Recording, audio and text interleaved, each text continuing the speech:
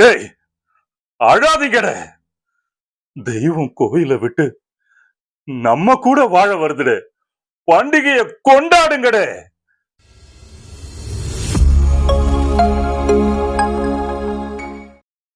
MJ creations நேயர்கள் எல்லாருக்கும் உங்க டப்பிங் ஆர்டிஸ்ட் ராமுடைய பணிவான வணக்கங்கள்.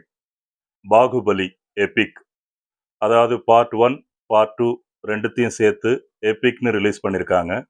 ரொம்ப பிரமாதமா இருக்கு. இது ஒரு வித்தியாசமான அனுபவமாகவும் இருக்கு.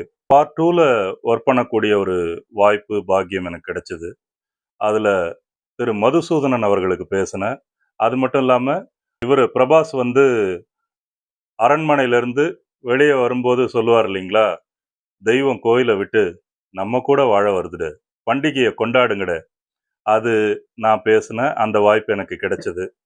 திரு விஜயகுமார் அவர்கள் ரொம்ப நல்லா அது சொல்லி கொடுத்தாரு. ஒரு சின்ன டைலாக்கா இருந்தாலும் அதோட இம்பாக்ட் பெருசா இருக்குங்கிறது அந்த டைலாக்ல இருந்தே தெரிஞ்சுக்கலாம். ஏன்னா அவ்வளோ பெரிய க்ரௌட்ல அவர் அவ்வளோ சொத்து சுகம் எல்லாத்தையும் விட்டுட்டு இவங்க கூட வாழ வராரு அப்படிங்கிறத ரொம்ப பிரமாதமா சொல்லியிருப்பாரு. அது உங்களுக்காக இப்போ பேசி காட்டுறேன். அதாவது சின்ன டைலாக்க எமோஷனை நம்ம நார்மலா சொல்றதை விட அந்த எமோஷன்ல சொல்றது தான் அது கொண்டு போய் அந்த இம்பாக்டை மக்கள் கிட்ட கொண்டு போய் சேர்க்கும். டேய், அழாதீங்கடே.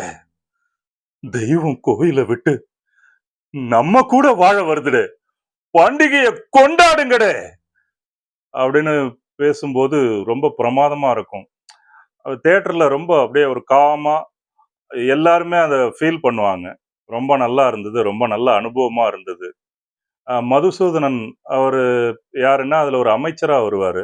அந்த கூந்தல தேச இளவரசர் அப்படின்னு லெட்டர் படிப்பார் இல்லையா? அதுவும் நான் தான் பேசினேன். ரொம்ப சந்தோஷம். இப்போ போய் 2 பார்ட்டியும் ஒரே நேரத்துல பார்க்கறது வந்து வித்தியாசமான, அற்புதமான அனுபவமா இருந்தது. எல்லாருக்கும் என்னுடைய மனமார்ந்த வாழ்த்துக்கள், நன்றிகள். அது மட்டும் இல்லாம எம்ஜே கிரியேஷன்ஸ்ல பார்ட் 1ல பிரபாஸுக்கு பேசின திரு ராஜேஷ் அவர்களுடைய வீடியோ இருக்கு. போய் அவருடைய அனுபவங்களை தெரிஞ்சுக்குங்க. அந்த வீடியோவை பாருங்க. ரொம்ப நன்றி.